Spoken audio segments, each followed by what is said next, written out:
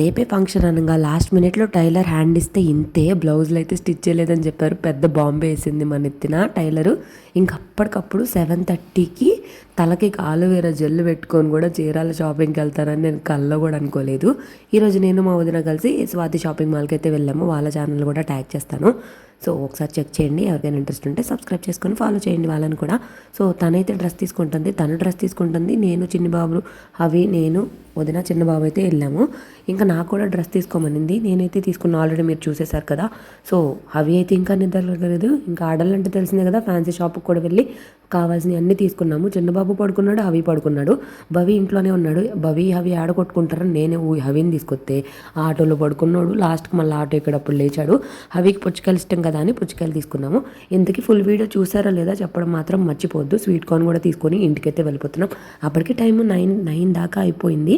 ఆడాలి షాపింగ్ అంటే తెలిసిందే కదా, గంటలు మా అమ్మేమో ఫోన్లు ఇంకా రాలేదంటే అని చెప్పి. సో స్వీట్ కార్న్ అన్నీ కూడా తీసుకొని ఇంకా ఆటోలో అయితే లగేజ్ అంతా వేసుకొని రేపు భోజనాలకు కావాల్సినవి అన్నీ కూడా వేసుకొని ఆటో అయితే డైరెక్ట్గా ఇంటికో మాట్లాడుకొని వెళ్ళిపోయాం. ఇలా జరిగిందనమాట మొత్తానికి టైలర్ దయ వల్ల.